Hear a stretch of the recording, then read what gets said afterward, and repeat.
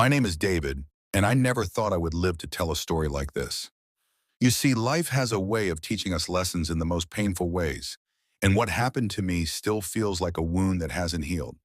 For years, I believed I was a good father. I gave everything I had, every ounce of strength, every dollar I earned, to raise my daughter the best way I could. I worked long hours, sometimes taking two jobs just so she could go to the best schools and have the life I never had. When her mother passed away, I made it my mission to play both roles, father and mother. And even though it was hard, I never once regretted it because I loved her with all my heart. She was my only child, my pride, my joy, the reason I pushed through even when life felt unbearable. But nothing could have prepared me for the day my own daughter would turn her back on me. It all started when I fell seriously ill. It wasn't just a cold or some small infection. It was the kind of sickness that leaves you bedridden and makes you wonder if you'll ever see another sunrise. My body grew weak and I was admitted to the hospital. I still remember lying there on that hard bed, the smell of antiseptic in the air, hearing the beeping of machines all around me. I was scared, vulnerable, and all I wanted was to see her face, to feel her hand in mine, to know that the child I had sacrificed everything for would be there to comfort me in my darkest hour. At first, I called her. She picked up and told me she would come. She said she was busy but promised she would make time. I held on to that hope day after day, believing that any moment now she would walk through those hospital doors. But the days turned into weeks, and the weeks turned into months, and she never came. I would dial her number, and sometimes she would answer with excuses. Other times, she wouldn't answer at all. I told myself maybe she was overwhelmed. Maybe she couldn't handle seeing me so frail. I tried to give her the benefit of the doubt because, after all, she was my daughter. But one night, as I lay there struggling to breathe, I scrolled through my phone and saw her pictures online. She was out with her friends, smiling, laughing, living her best life, while her father was wasting away in a hospital bed. That was the night something inside me broke. I realized that blood doesn't always mean loyalty. I thought back to all the nights I went hungry just so she would eat. I thought about the times I walked to work in the rain so she could have money for school fees. I remembered her graduation day, how proud she was when I handed her the keys to her first car, the one I bought after saving for years. And yet, when I needed her the most, she abandoned me. There were nights when the loneliness was unbearable. I would close my eyes and imagine her sitting by my bed, just being there, even if she said nothing.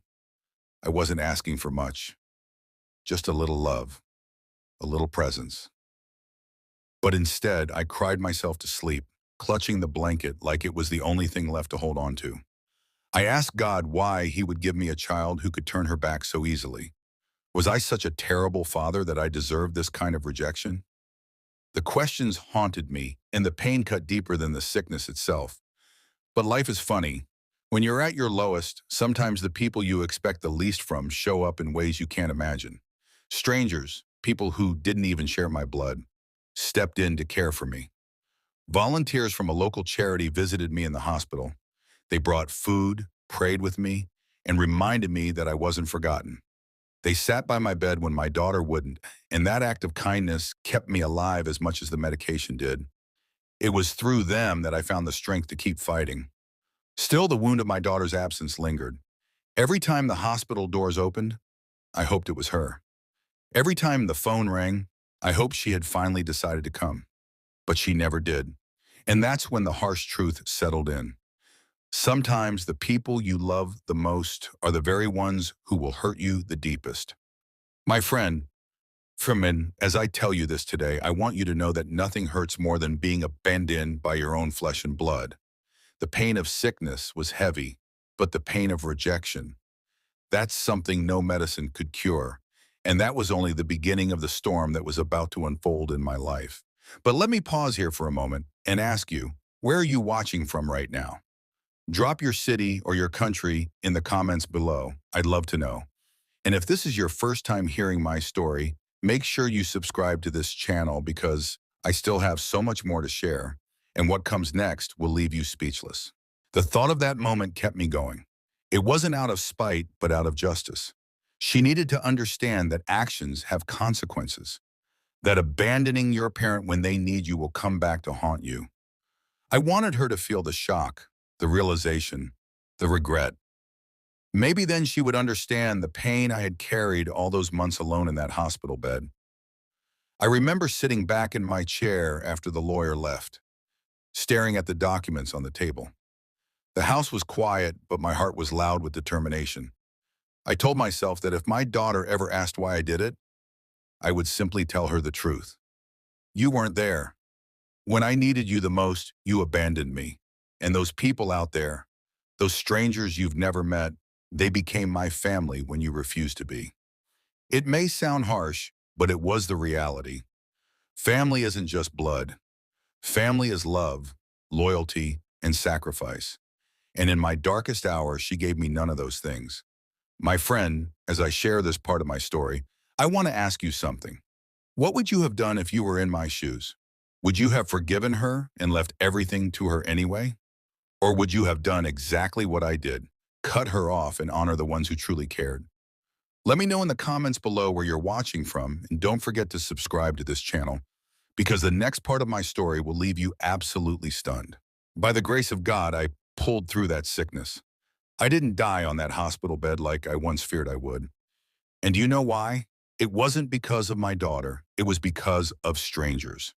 People I had never met before, people with no blood relation to me, came into my life and showed me more love than my own child did. The charity group that visited me during my stay became my family. They brought me meals, prayed with me, even made arrangements for my hospital bills when I couldn't pay. I would look into their faces and see compassion, the kind of compassion I expected to find in my daughter's eyes, but never did. When I was finally discharged, I expected that my daughter would at least show up to take me home. But it wasn't her. It was one of the volunteers from that same charity who drove me back to my house. I sat in the car silently, staring out the window, wondering how my life had come to this. How I, a father who gave everything, could be reduced to depending on strangers, while my only child was out enjoying herself without a care in the world. The silence in the car was heavy, but the kindness of that volunteer lifted me. He told me, "Sir, sometimes family isn't blood. Sometimes family is the people who show up when you need them most." And those words stayed with me. When I got home, I walked into my living room and saw all the memories of my daughter staring back at me. Her graduation picture sat proudly on the wall. The photo of her as a little girl, sitting on my shoulders at the park, smiled at me from the shelf. The memories came rushing back, the sleepless nights, the sacrifices, the dreams I had for her. But instead of joy, they filled me with sorrow. I realized that everything I worked for, everything I built, would end up in the hands of someone who didn't even care if I lived or died. The thought consumed me for days. I couldn't shake it off. Then one night, as I sat alone in that empty house, a decision formed in my heart. If my daughter could abandon me so easily, then she did not deserve the inheritance I had set aside for her. My wealth, my properties, my savings, those things weren't just pieces of paper or numbers in a bank account. They represented my blood, my sweat, and my years of sacrifice. Why should they go to someone who couldn't even pick up the phone to check if I was alive? No, I told myself, I couldn't allow that. The next morning, I picked up the phone and called my lawyer. When he arrived, I told him to bring out my will. He sat across from me, expecting we would make a few minor changes. But when I told him I wanted to remove my daughter completely and give everything to the charity that stood by me, his eyes widened. He asked, "Are you sure about this? She's your only child." I looked him in the eye and said, "Blood abandoned me, but kindness saved me. I am more than sure." And so I rewrote my will. Every property, every cent, every asset I owned, I left it all to the charity. I signed the papers with a steady hand, feeling a strange sense of peace wash over me. It was as if a burden had been lifted from my chest. For the first time in a long time, I felt in control again. My daughter had already taken away my joy, but I would not let her take away the legacy of my life's work. That legacy would go to people who knew the meaning of love, compassion, and sacrifice, but I wasn't finished. No, I knew I wanted her to understand the weight of what she had done. I didn't want her to simply wake up one day and discover that everything had slipped out of her hands. I wanted her to sit there and hear it, word for word, how her father chose to give everything away because she had failed him. So I instructed my lawyer to invite her to the reading of the will when the time came. I wanted her to walk in with expectations, believing she was about to inherit her father's wealth, only to hear the truth. The lawyer sat there in silence, watching the scene unfold. My daughter eventually stood up, her face red with tears and fury. She glared at me, spat out words I won't repeat, and stormed out of that office, slamming the door behind her. The sound echoed in the room, but I sat still, unmoved. For the first time in a long time, I felt peace. Not joy, not celebration, just peace. Because I knew that my life's work, everything I had built, would go to people who truly understood the meaning of love, kindness, and loyalty. As I left the office that day, I thought about what had just happened. It wasn't easy. No parent dreams of cutting their own child out of their life, much less out of their inheritance. But sometimes reality forces us to make choices we never imagined. And in my case, the reality was simple. She had already abandoned me long before I abandoned her in that will.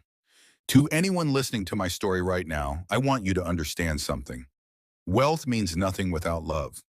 You can give a person the world, but if they cannot stand by you in your darkest hour, then all your sacrifices mean nothing to them. And sometimes the people who share no blood with you will treat you better than the ones who carry your name. That's one of life's hardest lessons. So I ask you today, what would you have done if you were in my shoes? Would you have forgiven her and left everything to her anyway? Or would you have made the same choice I did, to honor the ones who stood by you when no one else would? Let me know where you're watching from in the comments below, and if you haven't already, make sure you subscribe to this channel for more powerful life stories like this one. The day of the will reading came sooner than I expected. I woke up that morning with a mix of emotions running through me.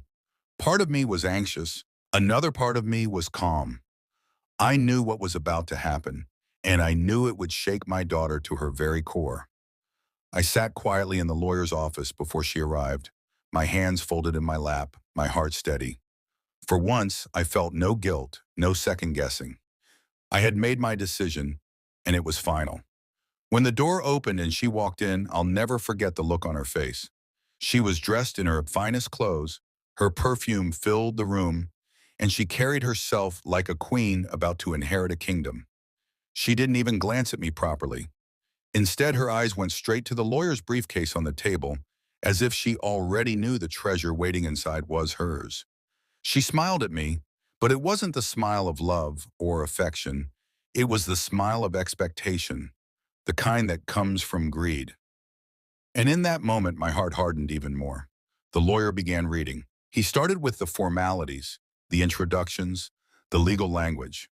My daughter sat there tapping her foot impatiently, waiting to hear her name. When the lawyer mentioned my assets, the properties, the savings, the investments, I could see her face light up. She even adjusted herself in her chair, preparing to bask in the glory of what she thought was hers. But then came the words that changed everything. I, David, hereby leave all my properties, all my wealth, and all my assets, not to my daughter, but to the charitable organization that stood by me during my illness and cared for me when no one else did. The silence that followed was heavy. My daughter's smile froze on her face, then slowly vanished. She blinked rapidly as if trying to process what she had just heard. Her lips parted, but no words came out at first. Then suddenly she turned to me, her eyes wide with shock and betrayal. Dad, what do you mean? This must be a mistake. You can't do this to me. Her voice trembled, but beneath the trembling was anger. I looked at her, my voice calm but firm. No, my child, this is no mistake. You abandoned me when I needed you the most. When I was lying in that hospital bed, praying for just a single visit, you were nowhere to be found. The people you see mentioned here, those strangers, they became my family when you turned your back. They held my hand, they fed me, they prayed for me, they made sure I survived. And because of that, they have earned what you took for granted. Tears welled up in her eyes as she tried to defend herself. I was busy, Dad. I didn't know it was that serious. I thought you'd be fine. Please, you can't just take everything from me like this. I'm your daughter." Her words cut me, but not enough to make me change my mind. I shook my head slowly. Being my daughter isn't just about being born from me. Being my daughter means showing love, showing care, showing up when I need you. You failed me, and that's something I cannot overlook. She broke down then, sobbing uncontrollably, begging me to reconsider. She reached for my hand, but I pulled it back gently. I wasn't angry anymore. I was simply resolute. The decision had already been made, the documents signed, sealed, and filed. Nothing she said could change it.